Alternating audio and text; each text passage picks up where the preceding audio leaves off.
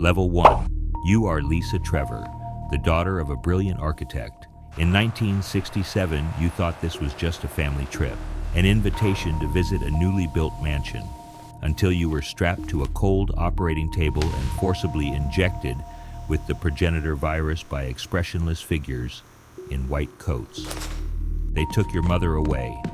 In their experiment logs, they wrote, "Fusion failed, discarded." But in what little memory you have left, you're convinced they didn't kill her. They took her face. Over the next 30 years, you became Umbrella Corporation's most perfect living vessel. Countless lethal viruses, even parasites, were forced into your body one after another. You endured the agony of your cells being torn apart thousands upon thousands of times, yet even death was denied to you, your sanity shattered long ago. Dragging heavy chains, you wander the damp, freezing basement of the mansion. You attack female researchers, brutally peeling off their faces, stitching them layer upon layer onto your own body. You don't do it to kill, you just want to piece together your mother's face again in the mirror. Level 2. The year is 1977. You are the most trusted protege of Dr. James Marcus. In this lightless underground lab, you witness the moment that rewrites the history of biology. The progenitor virus successfully merges with leech DNA. You name it with fanatic pride, Tyrant. But your mentor's obsession begins to spiral out of control. The convulsions of lab mice and the screams of chimpanzees are no longer enough to produce meaningful mutation data. You will never forget the first living human subject, pushed onto your operating table as a disposable. You listened as he let out blood-curdling screams while the virus invaded his brain. You watched his veins turn black, his bones cracking under unbearable pain. You didn't close your eyes, you didn't hit the emergency stop, you simply picked up your pen and calmly recorded the time his heart stopped. You've been completely consumed by the arrogance of science. Level 3.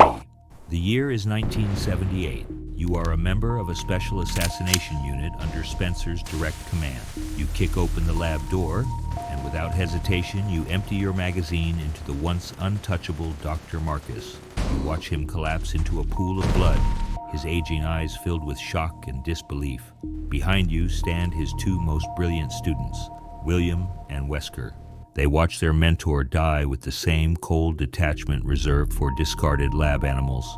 You kick his body into the sewer like a bag of rotting industrial waste. You take off your blood-stained gloves, light a cigarette, believing you've simply erased another inconvenient chapter for the company. But behind your visor, your arrogant eyes fail to notice. Deep within the endless darkness of the sewer, a massive leech queen, swollen with virus, silently pries open the corpse's jaw and slips into his throat. Level 4. The year is 1988. A senior researcher badge hangs on your chest. You are now the most trusted assistant to the prodigy William Birkin. Umbrella's black money has completely taken control of Raccoon City above, home to a population of 100,000. The mayor is nothing more than your puppet. Half the population unknowingly works for the company. They have no idea that in your reports they are nothing more than a living gene farm. But the T-virus has a fatal flaw. It rapidly devours the host's brain, turning them into mindless zombies driven only by hunger. You don't want mindless monsters. You want weapons, obedient reapers. To find the 1 in 10 million perfect genetic match, you've lost count of how many innocent civilians were secretly brought to your table in the dead of night, reduced to rotting flesh and flushed into disposal tanks, until today. Inside a massive glass pressure chamber, the ultimate bioweapon is born, the Tyrant, Level 5. The year is 1991. You are a top-level viral extraction specialist under William Birkin. Your target today is the subject known as the Great Mother, Lisa Trevor.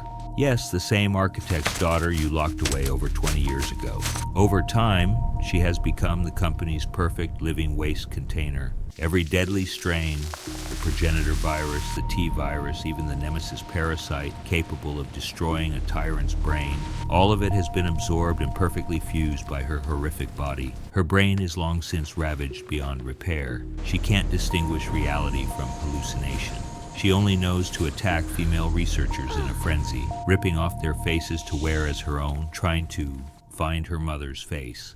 You methodically pull apart the rotting flesh on her body, the stench overwhelming. Without hesitation, you drive a thick steel needle into her mutated spine. A syringe fills with a viscous, glowing purple fluid. This is the G-virus Dr. Birkin has dreamed of.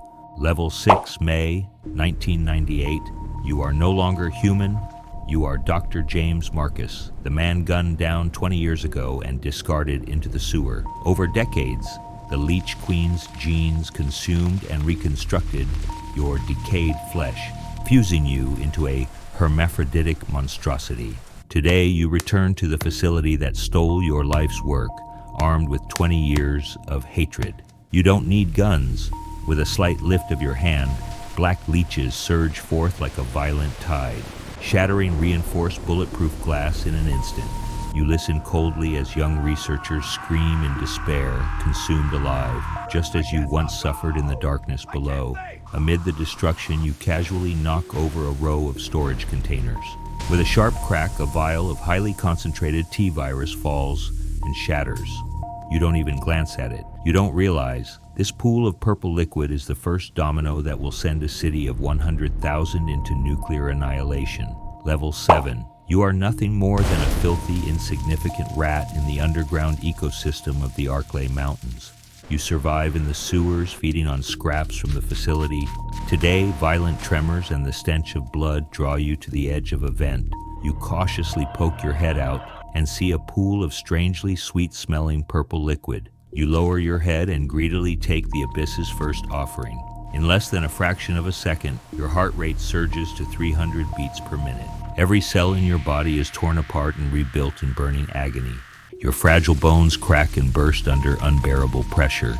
Your muscles swell grotesquely, defying all natural laws. Your vision is consumed by blood-red hunger. You turn your twisted body and crawl back into the endless darkness. Level 8. You are the first rat infected with the T-virus. You bite a second, then a third. The virus spreads through the colony at an exponential rate. The bitten do not die. Their bones reshape in agony. Their eyes fill with crimson hunger. They move as one, marching in a unified swarm. Above ground, Umbrella's executives scramble to contain the situation, sealing off the mountains, burning the mansion, erasing evidence of the Tyrant and Lisa. Their arrogance keeps their focus on large-scale industrial bioweapons. No one notices the industrial labyrinth beneath the city, where a true army of death gathers in the shadows of the sewer system. You are the Black Plague. You are the price of Umbrella's arrogance. Your synchronized scratching echoes like a funeral march, the final requiem of Raccoon City. Level 9. On the eve of disaster, you are a night shift engineer at Raccoon City's water treatment plant. At 4 a.m., alarms shatter the silence. The screen flashes. Severe blockage detected in reservoir number 3 filtration system. You grab your flashlight and radio, heading alone into the underground reservoir. You think it's just accumulated waste, but when you shine your light into the depths, your breathing stops. Thousands upon thousands of rotting, mutated rat corpses clog the system. You stand frozen, forgetting even to call it in. You watch as their bloated bodies leak thick, dark purple fluid, flowing directly into the city's main water supply. You want to run. You want to trigger a full emergency alert and warn the 100,000 people still asleep. But it's already too late. A half-dead rat, its eyes glowing red, has already climbed onto your leg. A cold, sharp pain pierces your ankle. Your flashlight slips from your hand into the abyss. You become the first living corpse in the city. Level 10. When the outbreak begins, you are just a kitchen worker in a late-night diner in Raccoon City's lower district. At 2 a.m., you step outside with a bag of rotting food scraps, hoping to grab a smoke. First, you hear metal grinding. Then a heavy manhole cover is violently forced open from below. And then, the disaster erupts. Thousands of sewer rats, deeply infected with the T-virus, surge onto the streets. They no longer fear humans. Driven by pure hunger and madness, they flood the alley, devouring stray dogs, swallowing a homeless man whole. The screams last only seconds before going silent. But what terrifies you most isn't the death. It's what happens minutes later. The mutilated body of the homeless man begins to rise again, bones cracking and twisting unnaturally. His eyes glow the same crimson as the rat. The outbreak gives the city no time to react. From this very street, infection spreads like a detonated bomb through every sewer, every vent, every street, multiplying at a geometric rate. You turn and run for the kitchen, but the black tide is already climbing your legs. Outside, the first police siren wails into the night, but you already know. Containment is meaningless now, because this city of 100,000 people is being devoured from the inside out.